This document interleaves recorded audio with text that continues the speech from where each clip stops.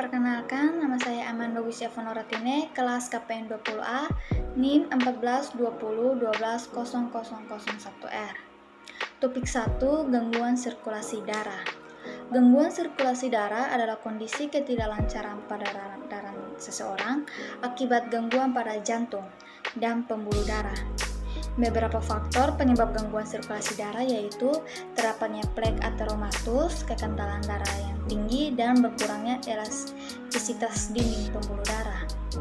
Adapun kelompok yang mempunyai risiko mendapatkan gangguan sirkulasi darah yaitu 1. Riwayat keluarga dengan penyakit sirkulasi darah, 2. Penderita kolesterol tinggi, 3. Sering stres, 4. Penderita hipertensi, 5. Obesitas, 6. Penderita diabetes mellitus, 7. Merokok dan minum alkohol, 8. Jarang berolahraga. Jenis gangguan sirkulasi darah, 1. Kongestie atau bendungan atau hiperemia adalah keadaan di mana volume darah meningkat disertai melebarnya pembuluh darah. Kongestie atau bendungan atau hiperemia dapat dibedakan menjadi hiperemia akut, hiperemia kronik, hiperemia aktif, dan hiperemia pasif. 2. Perdarahan. Perdarahan adalah keluarnya darah dari sistem kardiovaskuler yang dapat disertai dengan penimbunan darah dalam jaringan ruang tubuh atau disertai keluarnya darah dari tubuh. Berbagai jenis perdarahan dapat dialami penderita. Yang pertama, pendarahan internal. Pendarahan yang terjadi dalam tubuh meliputi pendarahan di kulit dan mukosa, pendarahan dalam rongga tubuh, dan pendarahan dalam organ tubuh. Yang kedua, pendarahan eksternal, pendarahan pada saluran pencernaan, dan pendarahan pada uterus. Penyebab terjadinya pendarahan antara lain sebagai berikut: trauma, kelainan mekanisme hemostatis, kerusakan dan kelainan pembuluh darah. Yang ketiga, trombosis. Patofisiologi trombosis, pada keadaan di mana aliran darah melambat, maka trombosis akan melekat pada permukaan bagian dalam dinding pembuluh darah. Trombosit yang melekat semakin lama semakin banyak dan saling melekat, sehingga terbentuk massa yang menonjol di dinding pembuluh darah. Bila massa tersebut lepas dari dinding pembuluh darah, disebut embolus. Selanjutnya embolus akan mengikuti aliran darah dan pada suatu tempat berhenti menyumbat pembuluh darah tersebut, dan kejadian ini disebut embolisme. Yang keempat, embolus. Embolus adalah suatu benda asing yang terbawa aliran darah berasal dari suatu tempat tersangkut dan menyumbat pembuluh darah. Bentuk embolus dapat berbentuk benda padat yang berasal dari sel kanker, bakteri, atau jaringan. Selain itu, embolus juga dapat berupa cairan seperti zat lemak, cairan anion, dan embolus gas. Jenis embolus ada dua, yaitu embolus vena dan embolus arteri. Yang kelima, shock. Kondisi di mana terjadi ketidakseimbangan antara volume darah dengan ruang vaskular yang disebabkan oleh bertambahnya ruang vaskular.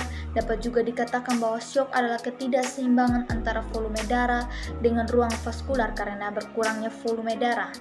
Jenis shock, yang pertama shock primer, yang kedua shock sekunder. Shock sekunder dapat dialami pasien seperti shock hemoragik, shock kardial, shock traumatik, shock hipovolemik. Keenam, infar. Pengertian infar, sumbatan yang terjadi pada aliran arteri menimbulkan gangguan sirkulasi darah setempat sehingga terjadi iskemia pada daerah yang dialiri yang berakhir menjadi infar. Bentuk infar ada dua, infar pucat atau anemik dan infar merah atau hemoragik. Patogenesis infar, segera setelah terjadi sumbatan pembuluh darah, maka darah yang terkena akan mengalami perubahan warna menjadi hiperami. Setelah beberapa jam, daerah yang terkena akan menjadi membengkak dan pendarahan. Setelah 24 jam, pada organ jantung dan ginjal akan berubah menjadi pucat, sedangkan pada paru-paru dan usus akan berubah merah. Beberapa hari kemudian, jantung dan ginjal menjadi putih berbatas tegas dengan sekitarnya, sedangkan paru-paru dan usus tidak mengalami perubahan. Topik 2, gangguan keseimbangan cairan dan elektrolit. Cairan tubuh adalah larutan yang terdiri dari air atau pelarut dan zat tertentu atau zat terlarut. Cairan sangat dibutuhkan dalam rangka menjaga kondisi tubuh tetap sehat. Keseimbangan cairan merupakan salah satu bagian dari fisiologi hemostatis yang melibatkan komposisi dan perpindahan berbagai cairan tubuh. Agar keseimbangan cairan tetap terjaga, maka cairan harus didistribusikan dengan baik. Pendistribusian cairan dibagi dalam dua kelompok sebagai berikut: cairan ekstrasel dan cairan intrasel. Jenis gangguan keseimbangan cairan yang pertama, dehidrasi. Penyebab dehidrasi yang pertama, dehidrasi primer. Dehidrasi primer dapat terjadi akibat dari masuknya air ke dalam tubuh sangat terbatas. Yang kedua, dehidrasi sekunder.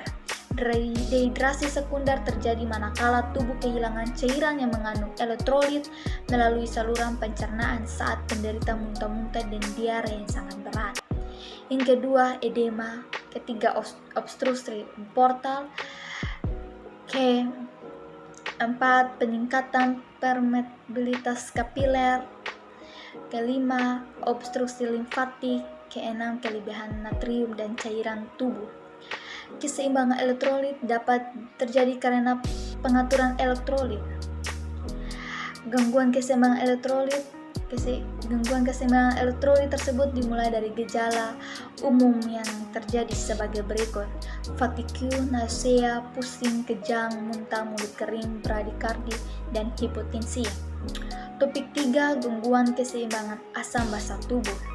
Keseimbangan asam basa adalah proses terjadinya keseimbangan asam basa tubuh dilakukan dengan cara mengatur keseimbangan hidrogen dalam tubuh agar tetap dalam kondisi seimbang antara produksi hidrogen dan pembuangannya. Bila berlebihan dalam tubuh, maka ginjal memainkan peranan kunci untuk membuang hidrogen tersebut. Gangguan keseimbangan asam basa yaitu yang pertama, asidosis respiratori, yang kedua, asidosis metabolik, dan yang ketiga, alkalosis metabolik. Sekian dari presentasi saya.